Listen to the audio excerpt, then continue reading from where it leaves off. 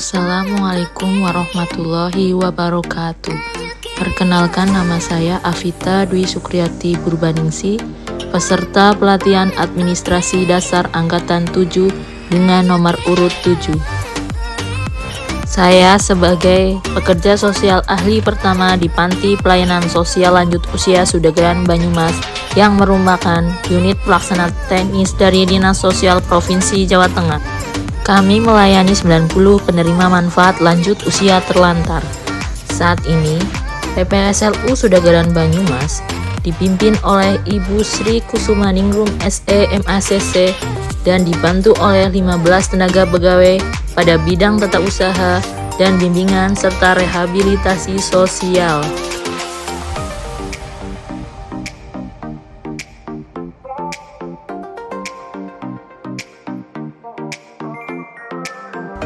Bimbingan dan rehabilitasi sosial penerima manfaat diantaranya bimbingan fisik, bimbingan sosial oleh pekerja sosial dan pembimbing sosial, kemudian bimbingan keterampilan, bimbingan baca ikro, dan pelayanan ruang perawatan khususnya untuk bimbingan activity daily living, serta pemulasaraan jenazah penerima manfaat.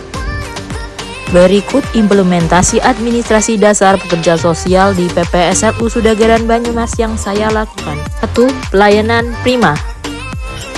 Terdapat keluhan dari keluarga penerima manfaat yang tidak bisa menjenguk di hari libur karena keterbatasan waktu dan pegawai. Solusinya, Kepala Panti membuat kebijakan jadwal piket bagi seluruh pegawai. Waktu piket dilaksanakan dari pukul 8 sampai dengan 14.00.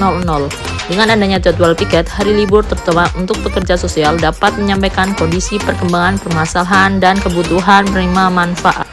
2. Komunikasi efektif. Sebagai seorang pekerja sosial di PPSLU Sudageran Banyumas, komunikasi merupakan unsur terpenting dalam melaksanakan bimbingan. Namun banyak dari penerima manfaat yang hanya mengerti bahasa daerah sehingga seringkali muncul kesalahpahaman. Berikut implementasi komunikasi efektif yang telah dilaksanakan pada saat pekerja sosial melakukan bimbingan sosial secara klasikal di aula. Pekerja sosial memberikan salam sapa dan ice breaking tepuk semangat agar penerima manfaat dapat mengikuti bimbingan dengan nyaman dan penuh rasa percaya diri.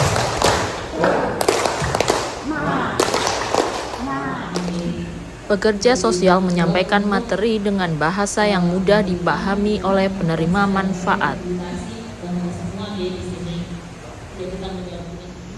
Pekerja sosial juga memberikan kesempatan kepada penerima manfaat untuk aktif menyampaikan pendapatnya. Berikut laporan kegiatan bimbingan sosial yang dilaporkan kepada pimpinan. Untuk meningkatkan kegiatan pelayanan rehabilitasi dan bimbingan, maka kami membuat inovasi baru kegiatan bimbingan sosial kelompok asrama guna meningkatkan ruang bicara penerima manfaat dan meningkatkan peran penerima manfaat dalam pengambilan keputusan. 3. Penyusunan standar operasional prosedur. Dinas Sosial Provinsi Jawa Tengah sudah membuat SOP untuk seluruh panti pelayanan sosial lanjut usia di Jawa Tengah.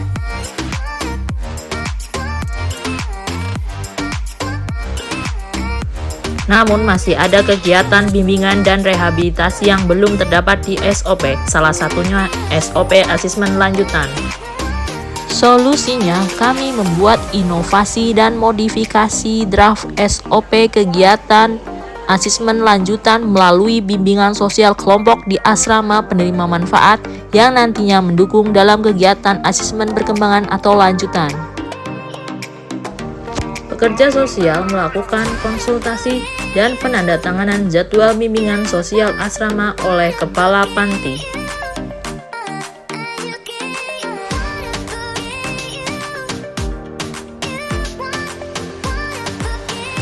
Pelaksanaan bimbingan sosial asrama yang dilaksanakan oleh pekerja sosial penyuluh sosial yang sekaligus menjadi wali asrama. 4. Penyusunan naskah dinas. Masih ditemukan naskah dinas yang tidak sesuai dengan Peraturan Gubernur Jawa Tengah Nomor 30 Tahun 2012. Contohnya naskah dinas daftar hadir berikut ini dan SPPD.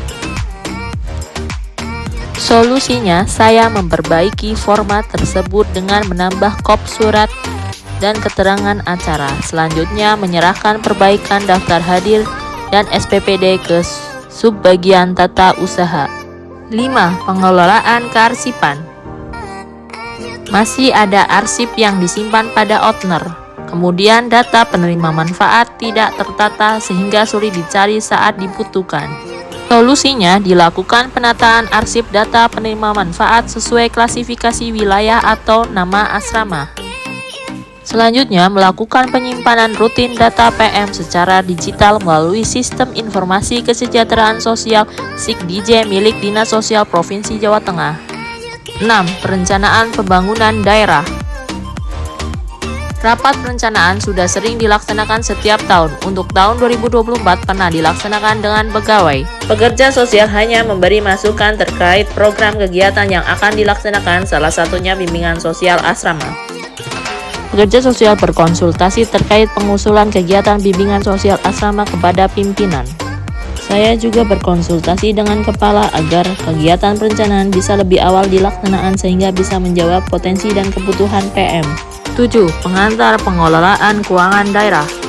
Pekerja sosial tidak secara langsung menangani penyelenggaraan pengelolaan keuangan, namun dalam kegiatan di bidang bimbingan memiliki keterlibatan dalam laporan hasil kegiatan. Berikut contoh surat yang harus dikumpulkan. 1. Surat perintah tugas. 2. Surat perintah perjalanan dinas. 3. Rincian biaya perjalanan dinas. 4. Lampiran SPPD. Dan yang kelima, nota dinas hasil pelaksanaan kegiatan. Implementasinya adalah seperti berikut ini. 8. Pengantar pengadaan barang dan jasa. Pengadaan barang dan jasa di BPSLU Sudagaran Banyumas sudah menggunakan aplikasi gratis ongkir.